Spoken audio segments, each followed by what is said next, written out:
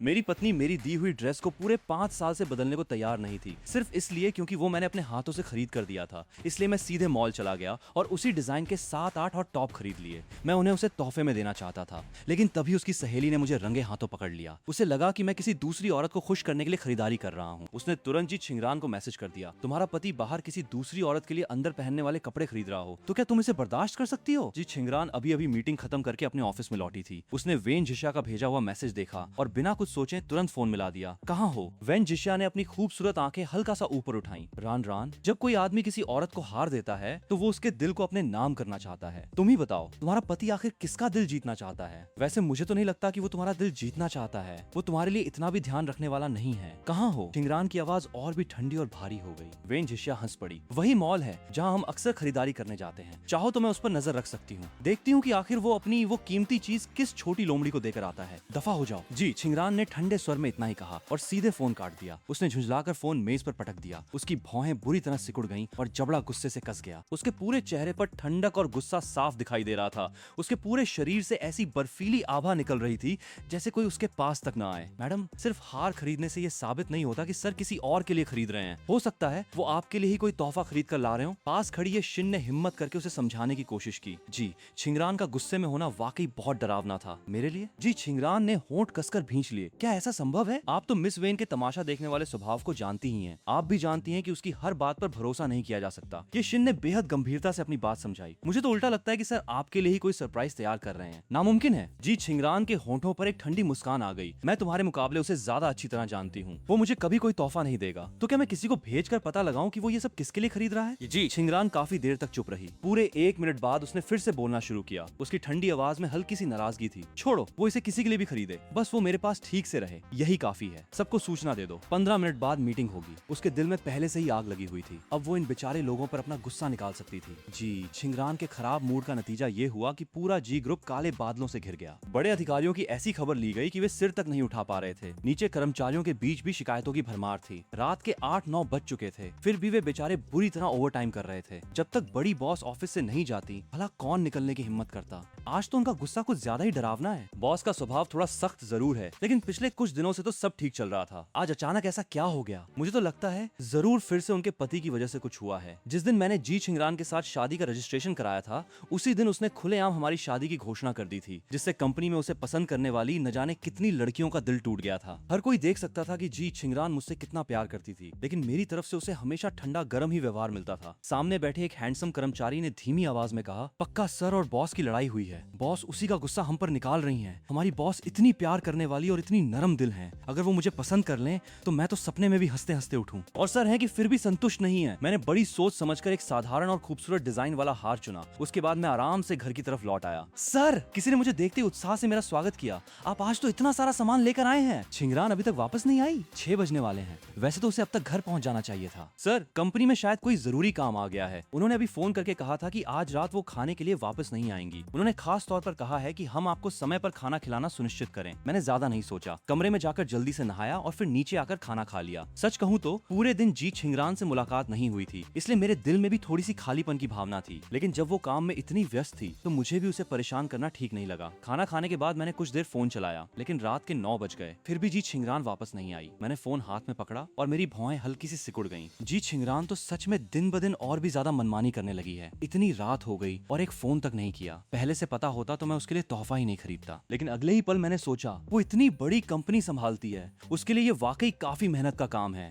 कभी कभी काम में पूरी तरह फंस जाना भी समझ में आता है। ये सोचकर मेरे मन को भी काफी सुकून मिला। रात के 10 बज चुके थे। जी छिंगरान अभी भी ऑफिस में थी। वो फाइलों के बीच बैठी थी। उसने झुंझलाकर अपनी भौं के बीच दबाया। काफी देर तक सोचने के बाद आखिर उसने अपना फोन उठा लिया। मैं इतनी देर से घर नहीं लौटा था, फिर भी मैंने उसे एक मैसेज तक नहीं किया था। पिछले कुछ समय की हमारी मिठास ने उसे लगभग ये सोचने पर मजबूर कर दिया था कि शायद मैं उससे प्यार करने लगा हूँ। लेकिन अब उसे समझ आ रहा था कि मेरे लिए उसका होना और न होना शायद एक जैसा ही था। तभी ये शिंग ने दरवाजा खटखटाकर अंदर प्रवेश किया। समय काफी हो गया है, आप कंपनी में ही रुकने वाली हैं या घर जाएंगी? ये शिंग ने सावधानी से जी छिंगरान के चेहरे के भाव देखे। या फिर किसी बार में चलें? यहाँ बैठकर घुटने से तो बेहतर ही होगा। मैं शादीशुदा हूँ, बार में जाना कैसा लगेगा? जी छिंगरान ने कंप्यूटर स्क्रीन पर नजर डाली। स्क्रीन पर मौजूद तस्वीरों को देखकर उसने एक गहरी सांस ली और खड़ी हो गई। ये शिंग के माथे पर पसीना आ गया। उसके मन में आया कि मैडम को तो सर ने पूरी तरह अपने इशारों पर नचा रखा है। उसने उसने सावधानी से पूछा, तो मैडम अब आप घर जा रही हैं? जी। छिंगरान ने सिर्फ 2 शब्द कहे, घर चलो, और बेपरवाही से ऑफिस से बाहर निकल गई। जब वो विला वापस पहुंची तब घड़ी की सुई लगभग रात के 11 बजने वाली थी। फूसियन नियन कहाँ है? मैनेजर ने सम्मान पूर्वक जवाब दिया, सर सो चुके हैं। अपनी पत्नी रात के बीच घर नहीं लौटी, लेकिन उसने एक फोन तक नहीं किया, ऊपर से इतनी चैन की नींद सो रहा है। जी छिंगरान के गले से एक ठंडी हंसी निकल गई। रात का खाना खाया था? आपके आदेश के मुताबिक मैंने सर को खाना खत्म करने तक देखा था। जी छिंगरान ने हल्के से कहा और सीधे दूसरी मंजिल के बेडरूम की ओर चल पड़ी। जब वो मेरे पास नहीं होती थी तब मेरी नींद हमेशा बहुत हल्की रहती थी, इसलिए कमरे में जरा सी हलचल होते ही मेरी आंख खुल गई। जी छिंगरान, मैंने आंखें मलते हुए पूछा, तुम वापस आ गई? मैं आधी नींद में था, मेरी आंखें अभी भी उनींदी थीं। उस वक्त मेरा मासूम सा अंदाज उसे और भी प्यारा लगा। जी छिंगरान की आवाज थोड़ी भारी थी, मुझे बहुत प्यास लगी है, पानी खुद ले लो, तुम पास हो, तुम ही मुझे पानी दे दो, मैंने बिल्कुल हक जताते हुए कहा। जी छिंगरान के चेहरे पर कोई भाव नहीं था, लेकिन मजबूरी में उसने थर्मस उठाया और मेरे हाथ में पकड़ा दिया। फू सियन नियन, उसने मुझे पानी पीते हुए देखा। जो सवाल उसके होंठों तक कई बार आकर लौट गया था, आखिर उसने पूछ ही लिया, आज तुम कहाँ गए थे? क्लास में। जी। छिंगरान की आंखों का रंग तुरंत गहरा हो गया। तुमने मुझसे झूठ बोलने की हिम्मत कैसे की? लेकिन क्लास खत्म होने के बाद मैं मॉल भी गया था, किसी के लिए एक तोहफा खरीदने। मैंने पानी का एक बड़ा घूंट भरा और फिर कहा, बस पता नहीं उसे पसंद आएगा या नहीं। उसे पसंद आए या नहीं, इससे मुझे क्या फर्क पड़ता है? अगर उसे पसंद नहीं आया तो सीधे उसकी टांग तोड़ देना, फिर उसे चाहकर भी वो चीज नहीं मिलेगी। उसका गुस्से से भरा चेहरा देखकर मैं उल्टा हंस पड़ा। मैं भी यही सोचता हूँ, अगर उसे पसंद नहीं आया तो मैं उसकी टांग तोड़ दूंगा, लेकिन मुझे लगता है उसे जरूर पसंद आएगा। जी छिंगरान तुम्हारे दिए किसी भी तोहफे को कभी ठुकरा नहीं सकती। जी छिंगरान की आंखों में अंधेरा और गहरा हो गया। अगर पहले की बात होती और उसे पता चलता कि मैं किसी दूसरी औरत को तोहफा देने वाला हूँ तो वो उसी वक्त उस तोहफे के टुकड़े टुकड़े कर देती, लेकिन पिछले कुछ समय से मैं बहुत आज्ञाकारी हो गया था। उसे डर था कि कहीं वो मुझे खो न दे, इसलिए वो अपना गुस्सा जबरदस्ती दबाए हुए थी। तभी जब वो नजरें झुकाकर मन ही मन दुखी हो रही थी, मैंने अचानक अपना हाथ उसकी तरफ बढ़ाया और बिना कुछ कहे वो डिब्बा उसकी गोद में रख दिया। खोल कर देखो। जी छिंगरान का दिमाग 2 सेकंड के लिए बिल्कुल सुन्न हो गया, फिर उसे बात समझ आई और उसने नीचे देखा। उसकी गोद में रखा डिब्बा देखते हुए उसने पूछा, मेरे लिए? हाँ, जल्दी खोल कर देखो। मैंने उसे जल्दी करने को कहा, मुझे बहुत नींद आ रही है, तुम इसे देख लो, फिर मैं सो जाऊंगा। आखिर इतनी रात तक घर नहीं लौटने वाली वही थी। उसने बेहद नरमी से डिब्बा खोला। अंदर एक साधारण और खूबसूरत डिजाइन वाला हार था। तुम हमेशा शिकायत नहीं करती थी कि मैंने तुम्हें कभी कोई तोहफा नहीं दिया, अब मैंने दे दिया है। आगे से इसे लेकर मुझे परेशान मत करना। मैं बिस्तर पर लेट गया और आंखें बंद कर ली। अब मैं सो रहा हूँ, तुम बगल वाले कमरे में जाकर नहा लो, मुझे परेशान मत करना। इतना कहने के बाद ऐसा लगा जैसे मैं सच में तुरंत सो गया। जी छिंगरान की खूबसूरत आंखें मेरी बंद आंखों पर ठहर गईं। उसने हाथ बढ़ाकर बेड साइड लैंप बंद कर दिया, फिर वो बेहद चुपचाप कमरे से बाहर निकल गई। मैडम, ये शिंग अभी भी दरवाजे के बाहर खड़ी थी। उसे डर था कि कहीं हम दोनों के बीच झगड़ा न हो जाए, लेकिन मैडम का मूड देखकर लग रहा था कि वो काफी खुश हैं। उनके होंठों के कोने पर हल्की सी मुस्कान भी थी। तभी वेन झिशा का नाम आते ही जी छिंगरान के होंठों की मुस्कान तुरंत गायब हो गई। मिस वेन इस वक्त शायद बार में होगी, कुछ लोगों को भेजकर उसे उठवा लो, उसे थोड़ी दवा खिला देना, फिर उसके कमरे में एक आदमी डाल देना, लेकिन सिर्फ देखने की इजाजत है, उसे छूना मत। ये शिंग को लगा जैसे उसने गलत सुन लिया हो। मैडम, आपने क्या कहा? कौन सा शब्द समझ नहीं आया? जी छिंगरान की ठंडी नजरें उसकी तरफ उठ गईं। ये शिंग के पूरे शरीर में सिहरन दौड़ गई। उसने तुरंत जवाब दिया, समझ गई। मिस वेन ने खुद ही मुसीबत मोल ली है। उन्हें अच्छी तरह पता है कि मैडम की सबसे बड़ी कमजोरी क्या है,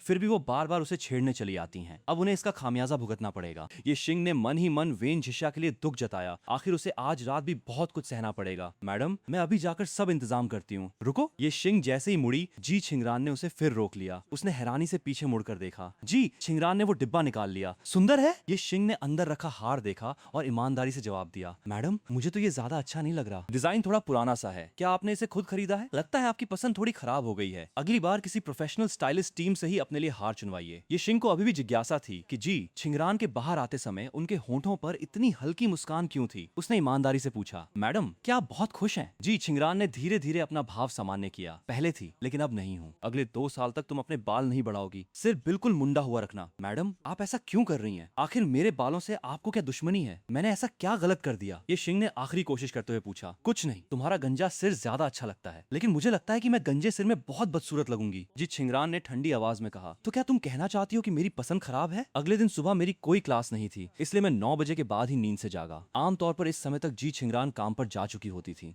लेकिन आज वो अभी भी कमरे में थी। आज तुम ऑफिस नहीं जा रही? मैंने आंखें खोलते हुए पूछा। तुम्हारे जागने के बाद जाऊंगी। जी छिंगरान ने मुझे जागते देखा तो कल वाला हार मेरे हाथ में रख दिया, फिर मेरी तरफ अपना चेहरा आगे किया। मेरे गले में हार पहना दो, सिर्फ इसलिए कि मैं तुम्हें हार पहनाऊं? कितनी बचकानी हरकत है। जी छिंगरान, मैंने मुंह से तो उसकी शिकायत की, लेकिन हाथों से फिर भी उसे हार पहना दिया। जी छिंगरान मुस्कुराई और मेरे गाल पर हल्का सा किस किया। बहुत अच्छे। मैंने नौकरों से नाश्ता तैयार करवा दिया है, अभी उन्हें ऊपर भेजने को कहता हूँ। जल्द ही नौकर नाश्ता लेकर ऊपर आ गए। मैंने नहाने धोने के बाद नाश्ता करना शुरू किया, साथ ही मैंने अपना फोन उठा लिया। आधे घंटे पहले सुई ने मुझे एक मैसेज भेजा था, सीएन नियन डिजाइनरों के सभी रिज्यूमे मैंने तुम्हारे ईमेल पर भेज दिए हैं, पहले तुम उन्हें देख लो, जो ठीक न लगे मुझे बता देना, मैं उन्हें वापस कर दूंगी। ठीक है। मैसेज का जवाब देने के बाद मैंने अपना ईमेल खोला और भेजे गए रिज्यूमे डाउनलोड करने लगा। मैं एक तरफ शाओलोंग बाओ खा रहा था और दूसरी तरफ यूं ही एक रिज्यूमे खोल लिया। तभी मुझे अचानक समझ आया, तो फांग शू ने जब कहा था कि वो सुई के स्टूडियो में शामिल होना चाहता है, तो उसका मतलब यही था। मेरे होंठों के कोने हल्के से ऊपर उठे, मेरे चेहरे पर एक रहस्यमयी मुस्कान आ गई।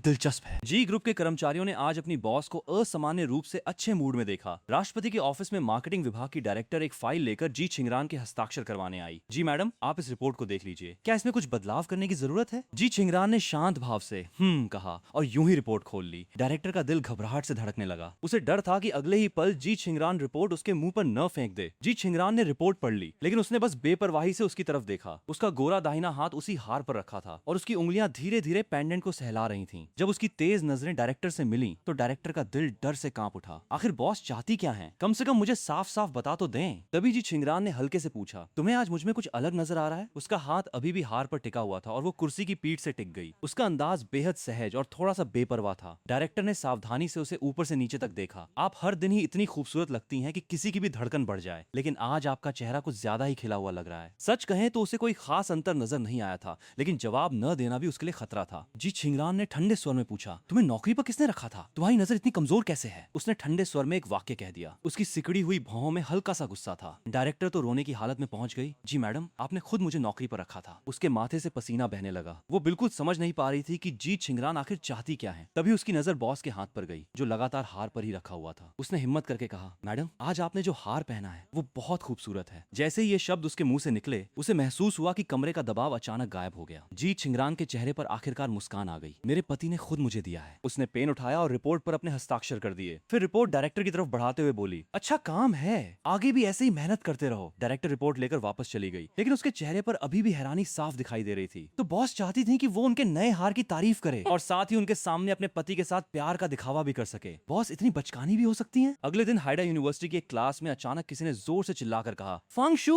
तुम्हारा आवेदन पास हो गया, अब तुम जल्द ही सुई के स्टूडियो में इंटरव्यू देने जा रहे हो। फांग शू हल्के से मुस्कुराया, अब बस इंटरव्यू का इंतजार है। इस बार इंटरव्यू की सूची सुई ने खुद मास्टर च्यानचेंगी को सौंप दी है। मास्टर च्यानचेंगी ने कहा है कि वो तुम्हें काफी पसंद करते हैं। इंटरव्यू में वो खास तौर पर तुम्हारा ध्यान रखेंगे। यहाँ तक कि मास्टर च्यानचेंगी ने भी तुम्हारी तारीफ की है। तुम तो कमाल के हो, सच में तुम एक जीनियस डिजाइनर हो। फांग शू सबकी तारीफों का खूब आनंद ले रहा था, लेकिन उसकी नजर अनजाने में मेरी तरफ चली गई। उसने देखा कि मैं सिर झुकाकर फोन चला रहा था। उसने मन ही मन ठंडी हंसी उड़ाई। इतना दिखावा किस बात का? सीएन नियन ये भी कितना दिखावा करता है। सु यी ने धीमी आवाज में मेरे पास आकर शिकायत की। साफ था कि अब वो भी ये सब बर्दाश्त नहीं कर पा रही थी। थोड़ा तो है। मैंने फोन हथेली में उल्टा रखते हुए हल्की हंसी दी। इंतजार करो, मैं तुम्हारे लिए ऑनलाइन ही उसकी अच्छी तरह क्लास लगाता हूँ। मैंने हल्की हंसी के साथ कहा, इंतजार करो, मैं तुम्हारे लिए फिर से उसका पर्दाफाश करता हूँ। जल्द ही जीशी की परीक्षा का दिन आ गया। उस दिन जी छिंगरान भी काम से खाली थी। नाश्ता करने के बाद वो खुद गाड़ी चलाकर मुझे वहाँ छोड़ने आई। जहाँ तक बाकी इंटरव्यू देने वालों की बात थी, उन्हें इंतजार करना था तो करते रहते। रास्ते में मैं खाली बैठा बोर हो रहा था, इसलिए मैंने टैबलेट निकाला और ड्रामा देखने लगा। तुम्हारी पत्नी यहाँ बैठी है और तुम टीवी देख रहे हो, क्या इतना ज्यादा अच्छा है? जी छिंगरान ने मुझे ड्रामा देखते हुए पूछा। उसकी आवाज में साफ नाराजगी थी।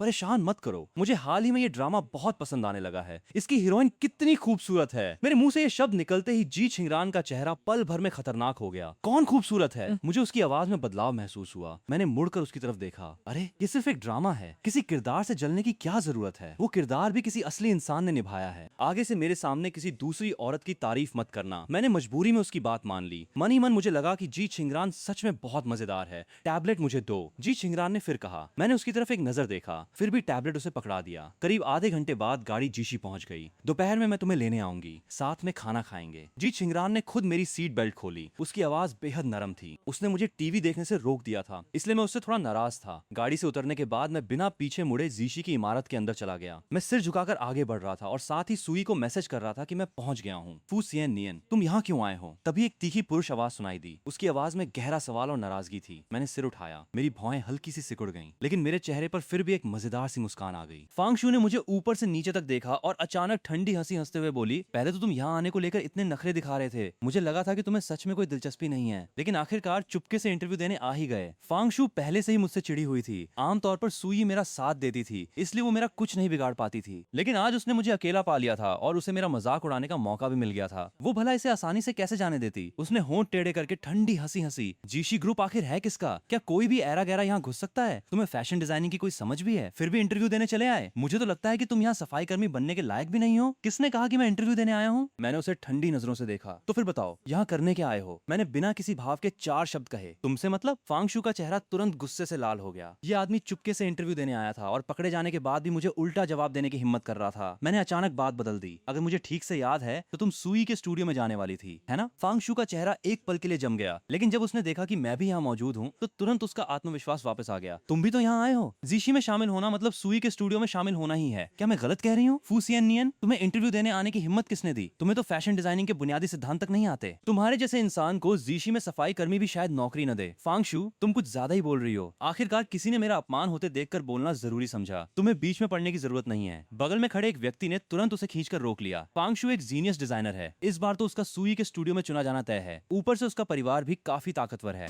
ऐसे इंसान से पंगा लेना हमारे बस की बात नहीं। लोगों की डरी हुई निगाहें देखकर फांगशु के होंठों पर गर्व भरी मुस्कान आ गई। उसे लगता था कि इस जगह पर असली आकर्षण का केंद्र वही है और मैं सिर्फ उसके पैरों तले कुचले जाने लायक हूँ। फू सियन नियन, अब यहाँ से निकल जाओ वरना थोड़ी देर बाद और ज्यादा बेइज्जती होगी। फांगशु ने तिरस्कार से हंसते हुए कहा। फिर देखते हैं कि थोड़ी देर बाद ज्यादा बेइज्जती किसकी होती है। मैंने उसे और कोई जवाब नहीं दिया, बस मुड़ा और तेज कदमों से वहां से चला गया। फांगशु ने मेरी बात को बिल्कुल गंभीरता से नहीं लिया। उसके हिसाब से बेइज्जती तो मेरी ही होनी थी, उसकी अपनी कैसे हो सकती थी? उसे खुद पर पूरा भरोसा था। उसे यकीन था कि इस बार वो सबसे अच्छे अंकों के साथ जीशी में दाखिला पा लेगी। इंटरव्यू रूम के अंदर सुई का फोन बजा। सीएन नियन, तुम पहुंच गए? इंटरव्यू शुरू होने वाला है। मैं उस वक्त लिफ्ट का इंतजार कर रहा था, इसलिए मैंने जवाब दिया, तुम लोग शुरू करो, मैं बस पहुंचने ही वाला हूँ। ठीक है, हम पहले शुरू करते हैं। सुई मेरे काम से बचने वाले स्वभाव को अच्छी तरह जानती थी, इसलिए उसने बाकी लोगों का इंटरव्यू पहले शुरू करने का फैसला किया। आखिर में फैसला मुझे ही करना था। फोन रखने के बाद सुई ने स्टाफ को इशारा किया, अगले उम्मीदवार को अंदर भेजिए। स्टाफ ने सिर हिलाया। फिर उसने उम्मीदवारों की सूची उठाकर नाम पढ़ना शुरू किया। पहली उम्मीदवार फांगशु। फांगशु ने गहरी सांस ली, अपनी पीठ सीधी की और आत्मविश्वास के साथ इंटरव्यू रूम में दाखिल हुई। सामने 10 इंटरव्यूअर बैठे थे। उसने बिना किसी घबराहट के झुककर अभिवादन किया। सभी इंटरव्यूअर को नमस्कार, मैं पहली उम्मीदवार फांगशु हूँ। उम्मीदवार फांगशु। सुई ने उसका रिज्यूमे यूं ही पलटा और शांत स्वर में पूछा, उम्र 20 साल और खुद को जीनियस डिजाइनर बताती हो? फांगशु ने बनावटी संकोच के साथ जवाब दिया, ऐसा कहकर आप मेरी बहुत तारीफ कर रही हैं। मैं अभी बहुत छोटी हूँ। डिजाइनिंग के रास्ते पर मुझे अभी बहुत लंबा सफर तय करना है। मैंने 10 साल की उम्र से डिजाइनिंग सीखना शुरू किया था और पिछले 10 सालों से लगातार इसी पर काम कर रही हूँ। 10 सालों की तपस्या के बाद आज मेरे अंदर डिजाइनिंग के लिए जुनून है। फैशन डिजाइनिंग ही मेरी पूरी जिंदगी है और यही मेरी जिंदगी का सबसे बड़ा लक्ष्य भी है। मैं अपनी पूरी मेहनत और काबिलियत इसके लिए लगा दूंगी और अपने से बड़े डिजाइनरों से सीखती रहूंगी। उसकी बातें सुनने में बेहद विनम्र थीं। साथ ही उन्होंने डिजाइनिंग के प्रति उसके दृढ़ संकल्प को भी दिखाया। सुई और बाकी सभी इंटरव्यूअर उसकी बातें सुनकर लगातार सिर हिलाते रहे। वे उससे काफी संतुष्ट नजर आ रहे थे। सुई ने पूछा, अपना पोर्टफोलियो लाई हो? फांगशु ने तुरंत अपने बैग से पहले से तैयार किया हुआ पोर्टफोलियो निकाला। साथ ही उसने चुपके से सुई के बगल वाली खाली कुर्सी की तरफ देखा। सुई ने उसका पोर्टफोलियो लिया। उसने जल्दी जल्दी कुछ पन्ने पलटे और फिर उसे बाकी इंटरव्यूअर को दे दिया। सभी ने देखने के बाद संतुष्टि से सिर हिलाया। हालांकि उसके काम में अभी थोड़ा कच्चापन था, लेकिन 20 साल की उम्र के किसी युवा के लिए ये काफी अच्छा था। इंटरव्यूअर ने उससे कुछ और सवाल पूछे। फांगशु ने हर सवाल का बेहतरीन जवाब दिया। आखिर उसने पिछली रात 3 बजे तक बैठकर तैयारी की थी, इसलिए इस वक्त उसका आत्मविश्वास देखते ही बन रहा था। तुम वाकई काफी अच्छी हो। सुई के चेहरे पर हल्की मुस्कान आई। सुई से तारीफ सुनते ही फांगशु खुशी से फूली नहीं समाई। उसे लगा कि अब उसका सुई की शिष्या बनना लगभग तय है, लेकिन सुई ने तुरंत परिणाम घोषित नहीं किया। उसने अपनी घड़ी की तरफ देखा। तुम पहले थोड़ा इंतजार करो, मुख्य इंटरव्यूअर अभी आने वाले हैं। अगर उन्होंने भी तुम्हें देख लिया और कोई समस्या नहीं हुई तो तुम्हारा चयन पक्का है। ये सुनते ही फांगशु एक पल के लिए ठिठक गई। मुख्य इंटरव्यूअर सुई नहीं है? उसकी नजर फिर सुई के दाहिनी तरफ मौजूद खाली कुर्सी पर गई। कहीं मास्टर चियांचेंगे तो नहीं आने वाले? अगर सच में मास्टर चियांचेंगे आए तो मुझे उनके सामने अपनी अच्छी छाप छोड़नी होगी। अगर वो मुझे अपना शिष्य बना लें तो मेरी जिंदगी ही बदल जाएगी। मैं सीधे आसमान की ऊंचाइयों पर पहुंच जाऊंगी। तभी लिफ्ट की आवाज सुनाई दी। लिफ्ट के दरवाजे धीरे धीरे खुले। मैं एक हाथ जेब में डाले बेहद आराम से बाहर निकल आया। कॉरिडोर में अभी कुछ उम्मीदवार इंटरव्यू के लिए बचे हुए थे। मुझे देखते ही वे सभी एक पल के लिए ठिठक गए। फांगशु अभी अभी इंटरव्यू रूम से बाहर निकली थी। उसके आसपास लोगों की भीड़ लगी थी और वे उसकी तारीफों के पुल बांध रहे थे। लेकिन जैसे ही उसकी नजर मुझ पर पड़ी, उसके चेहरे का घमंड तुरंत खुली हुई नफरत में बदल गया। ओह फूसियन नियन, तुम अभी तक गए नहीं? कहीं यहाँ इंटरव्यू का इंतजार करके बैठे रहने का इरादा तो नहीं है? मेरी सलाह मानो, अपना समय बर्बाद मत करो। जीशी कोई ऐसी जगह नहीं है जहाँ कोई भी ऐरा गहरा घुस सके। आसपास के लोग भी उसके साथ हंसने लगे। उनकी नजरों में मेरे लिए साफ तिरस्कार था। हाइडा यूनिवर्सिटी के डिजाइन विभाग में हर कोई जानता था कि मैं सबसे अलग किस्म का इंसान हूँ। मैं क्लास में कभी ध्यान से नहीं पढ़ता था, असाइनमेंट भी हमेशा जैसे तैसे निपटा देता था, लेकिन फिर भी मैंने जीशी ग्रुप की उस ऊंचे पद वाली महिला बॉस से शादी कर ली थी। इसलिए सभी ने पहले ही मान लिया था कि मैं अपनी पत्नी के पैसों पर जीने वाला निकम्मा हूँ। मुझे तो फैशन डिजाइनिंग की बुनियादी समझ भी नहीं थी, फिर भी मैं जीशी में इंटरव्यू देने चला आया था। सबको लगता था कि मैं अपनी हैसियत से बाहर जाने की कोशिश कर रहा हूँ। मैंने पलक तक नहीं झपकाई, बस चुपचाप इंटरव्यू रूम की तरफ बढ़ने लगा। रुको! फांगशु एक कदम आगे आई। उसने दोनों हाथ फैलाकर मेरा रास्ता रोक लिया। इंटरव्यू रूम में तुम जा सकते हो, तुरंत बाहर निकलो, वरना अभी सिक्योरिटी बुलाकर तुम्हें बाहर फेंकवा दूंगी। रास्ते से हटो। काटो। मेरी आवाज शांत थी, लेकिन उसमें ऐसी दबदबे वाली ताकत थी जिसे नकारना मुश्किल था। मेरी हमेशा सुस्त नजरें इस वक्त हल्की सी सिकुड़ गईं। उनमें साफ ठंडक झलक रही थी। मेरी नजरों से फांग शू के दिल में एक पल के लिए घबराहट हुई, लेकिन अगले ही पल उसे याद आया कि वो जल्द ही सुई की शिष्या बनने वाली है और मास्टर चियान चेंगे की शिष्या भी। इसलिए उसका हौसला फिर बढ़ गया। उसने सीना तान लिया और अपनी आवाज ऊंची कर दी। मैं तुम्हें अंदर नहीं जाने दूंगी। तो क्या कर लोगे? फू सियन नियन, अपनी हद में रहो। तुम आखिर हो ही क्या? अपनी पत्नी के पैसों पर पलने वाले एक खूबसूरत निकम्मे के अलावा कुछ नहीं। जी मैडम की तो आंखें ही खराब थीं, जो उन्होंने तुम जैसे किसी काम के न रहने वाले आदमी को पसंद कर लिया। उसकी बात खत्म होते ही इंटरव्यू रूम का दरवाजा अचानक अंदर से खुल गया। सुई तेजी से बाहर आई। दरवाजे के सामने का तनाव भरा माहौल देखते ही उसकी भौहें तुरंत सिकुड़ गईं। फांगशू, यहाँ इतना शोर क्यों कर रही हो? क्या तुम्हें नहीं पता कि इंटरव्यू के दौरान शांति चाहिए? फांगशू ने जैसे ही सुई को देखा, उसके चेहरे का घमंड तुरंत चापलूसी भरी मुस्कान में बदल गया। वो झुक झुक कर बोली, सुई मैडम, माफ कीजिए, मैंने आपको परेशान कर दिया। ये फू सियन नियन जबरदस्ती इंटरव्यू देने अंदर जाने की कोशिश कर रहा था। मैं अभी सिक्योरिटी बुलाकर इसे बाहर निकलवाने ही वाली थी। आप चिंता मत कीजिए, मैं अभी सब संभाल लेती हूँ। इससे इंटरव्यू में कोई परेशानी नहीं होगी। इसे बाहर निकालो। सुई ने ऐसा कहा जैसे उसने कोई बेहद मजेदार बात सुन ली हो। वो फांग शू को नजरअंदाज करके तेजी से मेरी तरफ आई। उसके चेहरे की गंभीरता अगले ही पल बेहद सम्मान भरी मुस्कान में बदल गई। सियन नियन सर, आप आखिरकार आ गए। हम काफी देर से आपका इंतजार कर रहे थे। सियन नियन सर, ये 4 शब्द ऐसे थे जैसे कॉरिडोर में बिजली गिर गई हो। फांग शू के चेहरे की मुस्कान तुरंत जम गई। वो वहीं की वहीं खड़ी रह गई। आसपास की हंसी भी एक पल में बंद हो गई। हर कोई अविश्वास से मेरी तरफ देखने लगा। उनके चेहरों पर साफ लिखा था कि उन्हें अपनी आंखों पर भरोसा नहीं हो रहा था। सुई ने किसी की हैरान नजरों की परवाह नहीं की। वो एक तरफ हटकर सम्मान पूर्वक अंदर आने का इशारा करने लगी। उसकी आवाज में पूरा सम्मान था। सियन नियन सर, अंदर आइए। सभी उम्मीदवार तैयार हैं, बस आपके आने का इंतजार था ताकि आप इंटरव्यू को संभाल सकें। मैंने हल्के से सिर हिलाया और अंदर जाने के लिए कदम बढ़ाया। रुको! आखिरकार फांग शू को होश आया। वो दौड़कर सुई के पास गई और उसका हाथ पकड़ लिया। वो घबराकर चिल्लाई, सुई मैडम, क्या आपसे कोई गलती हो रही है? ये तो फू सियन नियन है, हमारी क्लास का वही फू सियन नियन जो हर परीक्षा में सबसे नीचे आता है। इसे तो सुई तक पकड़ना नहीं आता, फिर ये सर कैसे हो सकता है? आपने जरूर किसी और को समझ लिया है। सुई ने झटके से उसका हाथ हटा दिया। उसके चेहरे पर साफ नाराजगी थी। फांग शू, अपनी भाषा पर ध्यान दो। क्या तुम्हें लगता है कि मैं किसी को पहचानने में गलती कर सकती हूँ? ये वही मास्टर चियान चेंगे हैं, सुई स्टूडियो के असली संस्थापक और इस भर्ती के मुख्य इंटरव्यूअर भी। मास्टर चियान चेंगी! फांग शू पर जैसे आसमान टूट पड़ा। वो लड़खड़ाते हुए 2 कदम पीछे हटी, फिर धड़ाम से जमीन पर बैठ गई। उसका चेहरा कागज की तरह सफेद पड़ गया और उसके होंठ लगातार कांप रहे थे। उसकी आंखें इतनी फैल गईं जैसे वो दुनिया की सबसे अविश्वसनीय चीज देख रही हो।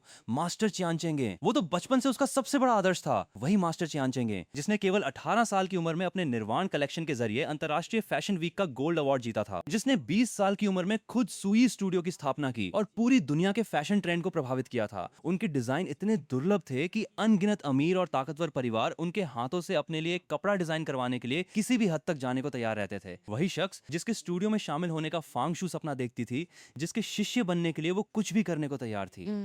वो इंसान कोई और नहीं बल्कि वही फू सियन नियन था, जिसका वो हमेशा मजाक उड़ाती थी और जिसे हमेशा नीची नजरों से देखती थी। आसपास के लोगों में भी जैसे विस्फोट हो गया। हर तरफ फुसफुसाहट और चर्चा शुरू हो गई। हे भगवान, फू सियन नियन ही मास्टर चियान चेंगे है? ये तो हद से ज्यादा अविश्वसनीय है। तभी आसपास खड़े लोगों को समझ आया कि मैं क्लास में पढ़ाई पर ध्यान क्यों नहीं देता था। असल में मैं तो बहुत पहले ही इस इंडस्ट्री के शीर्ष पर पहुंच चुका था। फांग शू ने कुछ देर पहले मुझे निकम्मा कहा था। अब तो उसके चेहरे पर ऐसा तमाचा पड़ा था कि उसका चेहरा ही उतर गया। ये देखकर सबकी हंसी छूट गई। उसने तो यहाँ तक कहा था कि मैं सफाई कर्मी बनने के लायक भी नहीं हूँ, लेकिन जिसे वो नीचा दिखा रही थी, वो ऐसा गुरु निकला जिसके शिष्य बनने के लिए भी वो तरसती। जो लोग अभी फांग शू के साथ मिलकर मेरा मजाक उड़ा रहे थे, इस वक्त वे सब शर्म से जमीन में गड़ जाना चाहते थे। सभी सिर झुकाकर खड़े थे और किसी की तरफ देखने की हिम्मत नहीं कर रहे थे। नहीं, ये नहीं हो सकता, ये बिल्कुल असंभव है। फांग शू बदहवास होकर सिर हिलाने लगी। उसके मुंह से लगातार एक ही बात निकल रही थी, मास्टर चियान चेंगे, तुम कैसे हो सकते हो? तुम तो एक निकम्मे हो। तुम जरूर किसी और की पहचान का इस्तेमाल कर रहे हो। हाँ, तुम जरूर नकली हो। सुई ने उसे ठंडी नजरों से देखा। नकली? फांग शू, क्या तुम्हें लगता है कि मैं ऐसी बात को लेकर मजाक करूंगी? मास्टर चियान चेंगे की पहचान की जीशी ग्रुप और पूरी डिजाइन इंडस्ट्री गवाही दे सकती है। अगर तुमने यहाँ दोबारा बेवजह कुछ कहा तो मैं सिक्योरिटी बुलाकर तुम्हें बाहर फेंकवा दूंगी और आज के बाद तुम्हारा जीशी ग्रुप में हमेशा के लिए प्रवेश बंद कर दिया जाएगा। सुई के गंभीर चेहरे को देखकर फांग शू समझ गई कि वो झूठ नहीं बोल रही थी। भारी शर्म और निराशा ने अगले ही पल उसे पूरी तरह घेर लिया। उसने अपना चेहरा दोनों हाथों से ढक लिया और दर्द से करहा उठी। मैंने शुरू से अंत तक उसकी तरफ दोबारा देखा तक नहीं। मैं सीधे इंटरव्यू रूम में चला गया। सुई भी मेरे पीछे अंदर आ गई। दरवाजा जोर से बंद हुआ और बाहर का सारा शोर वहीं थम गया। इंटरव्यू रूम के अंदर सभी 10 इंटरव्यूअर तुरंत अपनी जगह से खड़े हो गए। उन्होंने सम्मान पूर्वक मेरी तरफ झुककर अभिवादन किया। मास्टर चियान चेंगे, नमस्कार, बैठ जाइए। मैंने हाथ हिलाकर उन्हें सहज किया और मुख्य इंटरव्यूअर की सीट पर जाकर बैठ गया। फिर मेज पर रखी उम्मीदवारों की सूची उठाकर देखने लगा। इंटरव्यू अभी तक कहां तक पहुंचा है? मास्टर चियान चेंगे, अभी पहली उम्मीदवार फांग शू का इंटरव्यू हुआ है। सुई ने तुरंत जवाब दिया। हमने उसका पोर्टफोलियो देखा। उसके डिजाइन थोड़े कच्चे जरूर हैं, लेकिन उनमें कुछ प्रतिभा नजर आती है। हम सोच रहे थे कि आपके आने के बाद अंतिम फैसला लिया जाए। प्रतिभा, मैंने हल्की हंसी हंस दी। फिर फांगशू का पोर्टफोलियो उठाया और कुछ पन्ने यूं ही पलटे। अगले ही पल मैंने उसे मेज पर पटक दिया। मुझे तो ये चोरी की हुई प्रतिभा लग रही है। मेरी एक बात सुनते ही पूरा इंटरव्यू रूम खामोश हो गया। सभी इंटरव्यूअर एक दूसरे का चेहरा देखने लगे। किसी की बोलने की हिम्मत नहीं हुई। मैंने पोर्टफोलियो में मौजूद स्टार रिवर सीरीज की तरफ इशारा किया। मेरी आवाज ठंडी थी। इस डिजाइन को देखो। कॉलर पर बनी असमान सिलवटों का डिजाइन, आस्तीन पर बना तारों भरे आसमान का पैटर्न, रंगों को धीरे धीरे मिलाने की तकनीक, यहाँ तक कि बटनों की व्यवस्था भी मेरी 3 साल पुरानी अप्रकाशित डिजाइन पांडुलिपि से हूबहू मिलती है। सही। और ये वाला डिजाइन डॉनलाइट, इसका पूरा रंग संयोजन उस ऑरोरा सीरीज से कॉपी किया गया है जिसे मैंने पिछले साल पेरिस फैशन वीक के लिए डिजाइन किया था। बस फर्क इतना है कि उसने नीले रंग की जगह नारंगी रंग इस्तेमाल कर दिया। बाकी के डिजाइन भी या तो अलग अलग जगहों से जोड़कर कॉपी किए गए हैं या फिर उनमें जरा भी नया विचार नहीं है, बस घटिया नकल है। मैंने सिर उठाया और वहां मौजूद हर व्यक्ति पर अपनी तेज नजर डाली। इस तरह के काम के साथ खुद को जीनियस डिजाइनर कहने की हिम्मत है और मेरे स्टूडियो में आने के लायक समझती हो खुद को? सुई का चेहरा तुरंत गंभीर हो गया। उसने पोर्टफोलियो उठाया और मेरे फोन में मौजूद असली पांडुलिपियों से ध्यान से मिलान किया। दोनों सच में बिल्कुल एक जैसी थीं। उसने शर्मिंदगी से सिर झुका लिया। माफ कीजिए मास्टर सीएननियन, हमारी जांच ठीक से नहीं हुई। लगभग ऐसा होने वाला था कि एक नकल करने वाली डिजाइनर हमारे स्टूडियो में घुस जाती। इसमें तुम्हारी गलती नहीं है। मेरा लहजा थोड़ा नरम हो गया। इन पांडुलिपियों को मैंने कभी सार्वजनिक ही नहीं किया था, इसलिए तुम्हारा इन्हें पहले न देखना स्वाभाविक है। नोट कर लो, पांगशू को तुरंत बाहर कर दिया जाए और उसका नाम पूरी डिजाइन इंडस्ट्री की ब्लैकलिस्ट में डाल दिया जाए। भविष्य में उसे कहीं भी नौकरी ना मिले। जी। तभी इंटरव्यू रूम का दरवाजा अचानक जोर से खुला। फांगशू पागलों की तरह अंदर दौड़ती हुई आई। उसकी आंखें लाल थीं और वो मुझे घूर रही थीं। तुम झूठ बोल रहे हो, मैंने चोरी नहीं की। ये सारे डिजाइन मैंने खुद रात रात भर जाग कर बनाए हैं। तुम सिर्फ इसलिए मुझे निशाना बना रहे हो क्योंकि मैंने थोड़ी देर पहले तुम्हें बुरा भला कहा था। तुम अपनी निजी दुश्मनी निकाल रहे हो, जानबूझकर मुझे फंसा रहे हो। तुम्हें निशाना बना रहा हूँ? मैं कुर्सी की पीठ से टिक गया और दोनों हाथ सीने पर बांध लिए। मेरे होंठों पर तिरस्कार भरी मुस्कान उभर आई। पांगशू, तुम खुद को कुछ ज्यादा ही महत्वपूर्ण समझती हो। अगर मैं सच में तुम्हें निशाना बनाना चाहता तो तुम्हें रिज्यूमे भेजने का मौका भी नहीं मिलता। मैंने सुई को इशारा किया। मेरी पांडुलिपियां स्क्रीन पर दिखाओ, सबको खुद देखने दो कि उसने चोरी की है या नहीं। सुई ने तुरंत मेरा फोन ले लिया और उसे प्रोजेक्टर से कनेक्ट किया। कुछ ही सेकंड में बड़ी स्क्रीन पर एक के बाद एक साफ डिजाइन पांडुलिपियां दिखाई देने लगी। हर पन्ने पर तारीख साफ लिखी थी, जून 2023। यानी फांगशू ने जिस समय इन डिजाइन को बनाने का दावा किया था उससे पूरे 2 साल पहले। इतना ही नहीं, पांडुलिपियों पर जगह जगह किए गए बदलाव और डिजाइन बनाने के पूरे विचार भी दर्ज थे। अब सबूत बिल्कुल साफ था। फांगशू स्क्रीन पर दिखाई दे रही पांडुलिपियों को देखती रही। उसकी आखिरी उम्मीद भी टूट गई और वो वहीं जमीन पर ढहकर बैठ गई। उसका चेहरा पूरी तरह बुझ चुका था। अब उसके पास कहने के लिए एक भी शब्द नहीं था। सिक्योरिटी, सुई ने आवाज लगाई। 2 लंबे चौड़े सिक्योरिटी गार्ड तुरंत अंदर आ गए। उन्होंने जमीन पर पड़ी फांगशू को उठाया और घसीटते हुए बाहर ले जाने लगे। फांगशू छटपटाते हुए पागलों की तरह चिल्ला रही थी। मैं तुम्हें नहीं छोड़ूंगी, मेरे पापा भी तुम्हें नहीं छोड़ेंगे। मेरा इंतजार करना, मैं तुम्हारी पूरी इज्जत मिट्टी में मिला दूंगी। मैंने उसकी धमकियों को जरा भी गंभीरता से नहीं लिया, बस हाथ हिलाकर कहा, इंटरव्यू जारी रखो। इसके बाद बाकी इंटरव्यू बहुत आसानी से आगे बढ़ा। मेरी नजर इतनी पारखी थी कि मैं हर उम्मीदवार की खूबियां और कमियां एक नजर में पहचान सकता था। मैंने उन उम्मीदवारों को नहीं चुना जो सिर्फ किताबों में अच्छे थे और बातों के शेर थे, बल्कि मैंने 3 ऐसे नए उम्मीदवार चुने जिनकी बुनियाद थोड़ी कमजोर थी, लेकिन उनमें प्रतिभा थी, मेहनत करने का जज्बा था और उनके पास अपने खुद के विचार भी थे। मैं उन्हें खास तौर पर तैयार करने वाला था। इंटरव्यू खत्म होते होते दोपहर के 12:30 बज चुके थे। जैसे ही मैं इंटरव्यू रूम से बाहर निकला, बड़ी संख्या में खबर मिलने पर पहुंचे पत्रकारों ने मुझे चारों तरफ से घेर लिया। मास्टर चियानचेंगी, आपने इतने लंबे समय तक अपनी पहचान क्यों छिपा कर रखी? मास्टर चियानचेंगी, आपका जीशी ग्रुप की सीईओ जी छिंगरान से क्या रिश्ता है? आप दोनों की मुलाकात कैसे हुई? मास्टर चियानचेंगी, क्या फांगशू के डिजाइन चोरी करने की बात सच है? क्या आप उसके खिलाफ कानूनी कार्रवाई करेंगे? कैमरों की फ्लैश लगातार चमक रही थी। इतनी तेज रोशनी थी कि मेरी आंखें तक नहीं खुल रही थीं। मैंने भौहें सिकोड़ लीं। मैं थोड़ा परेशान हो गया था। मुझे सबसे ज्यादा नफरत इसी तरह भीड़ में घिर जाने से थी। तभी एक ठंडी और दबदबे वाली आवाज सुनाई दी, सब पीछे हटो। पत्रकारों ने अनायास पीछे मुड़कर देखा। सामने जी छिंगरान खड़ी थी। उसने एकदम फिटिंग वाला काला सूट पहन रखा था। 10 सेंटीमीटर ऊंची हील्स उसके व्यक्तित्व को और प्रभावशाली बना रही थीं। उसका पूरा व्यक्तित्व रौब से भरा हुआ था। उसके पीछे दर्जनों काले कपड़े पहने बॉडीगार्ड चल रहे थे।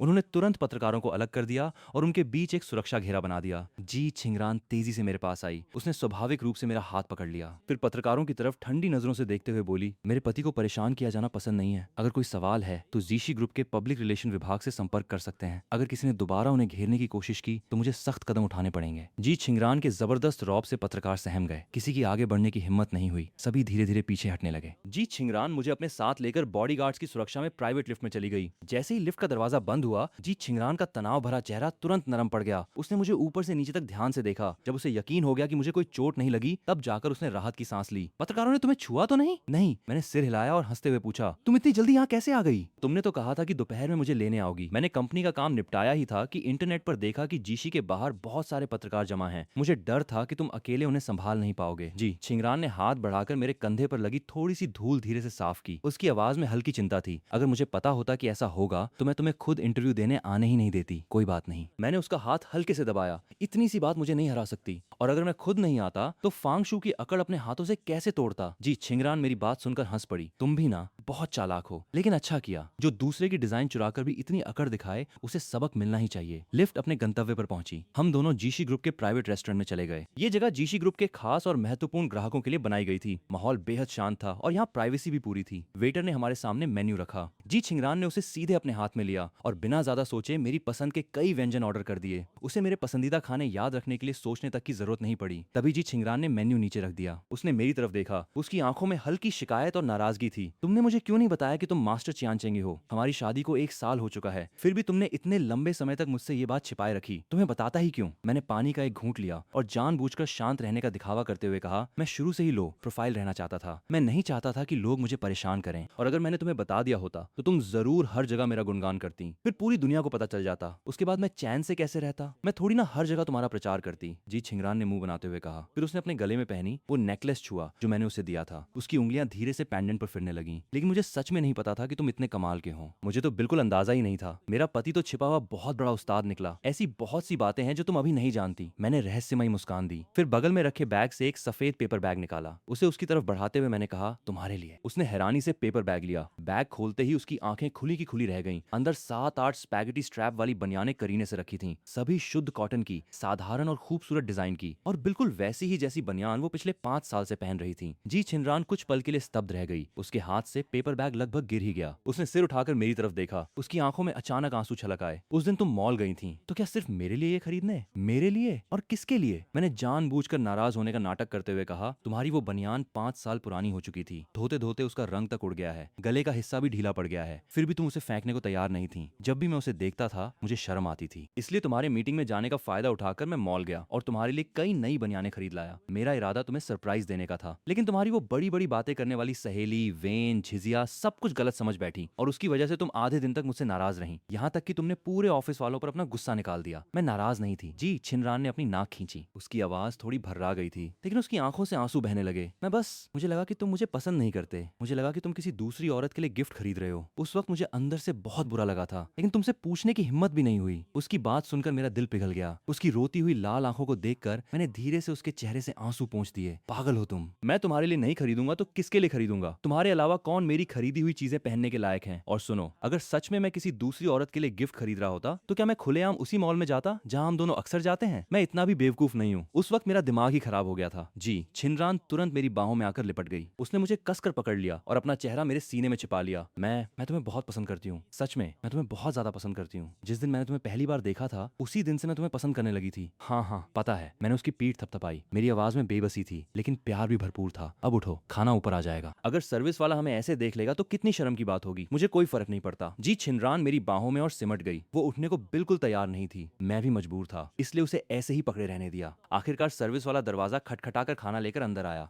तब जाकर जी छिंगरान शर्म से लाल होकर मेरी बाहों से अलग हुई और अपनी सीट पर जाकर बैठ गई। खाना खाते समय जी छिंगरान लगातार मेरी प्लेट में खाना परोसती रही। थोड़ी ही देर में मेरी प्लेट छोटी सी पहाड़ी जैसी भर गई, लेकिन उसने खुद लगभग कुछ नहीं खाया। वो बस लगातार मुझे देखती रही। उसकी आंखों में मेरे लिए पूरा प्यार झलक रहा था। तुम मुझे ऐसे क्यों देख रही हो? मैंने सिर उठाकर पूछा। मैं अपने पति को देख रही हूँ। इसमें क्या गलत है? जी छिंगरान ने पूरे हक से कहा, मेरा पति सिर्फ दिखने में ही हैंडसम नहीं है, बल्कि इतना टैलेंटेड भी है और मेरे साथ इतना अच्छा व्यवहार भी करता है। मैं जितना देखती हूँ उतना ही ज्यादा पसंद करने लगती हूँ। उसकी बात सुनकर मैं हंस पड़ा। ठीक है, अब खाना खा लो, वरना सारा खाना ठंडा हो जाएगा। तभी जी छिंगरान का फोन बज उठा। कॉल ये शिंग की थी। जी छिंगरान ने फोन उठाया। उसकी आवाज तुरंत पहले जैसी ठंडी हो गई। क्या बात है मैडम? बड़ी मुसीबत हो गई है। ये शिंग की आवाज में घबराहट थी। वैन झिझिया कंपनी के नीचे घुटनों के बल बैठी है। वो आपसे मिलकर माफी मांगना चाहती है। उसे घुटनों के बल बैठे लगभग 1 घंटा हो चुका है। हम बहुत समझा चुके हैं, लेकिन वो उठने को तैयार नहीं है। बहुत सारे कर्मचारी तमाशा देखने के लिए जमा हो गए हैं। उससे मत मिलो। जी छिंगरान ने बिना किसी झिझक के कहा, उसे वहीं घुटनों के बल बैठे रहने दो। उसे दूसरों की जिंदगी में तमाशा देखना बहुत पसंद है ना, अब उसे भी लोगों का तमाशा बनने दो। लेकिन मैडम, ये शिंग थोड़ी झिझकते हुए बोली, आखिर वो वेन परिवार की बेटी है। अगर सच में उसके साथ कुछ हो गया तो वेन परिवार को जवाब देना मुश्किल हो जाएगा। जी छिंगरान ने भौहें सिकोड़ ली। वो कुछ कहने ही वाली थी कि मैंने उसका हाथ पकड़ लिया। रहने दो, उसे ऊपर बुला लो। मैंने कहा, उसने जानबूझकर ऐसा नहीं किया था। उसे सबक मिल गया, इतना काफी है। अगर उसे ज्यादा परेशान किया और वेन परिवार ने हमसे दुश्मनी कर ली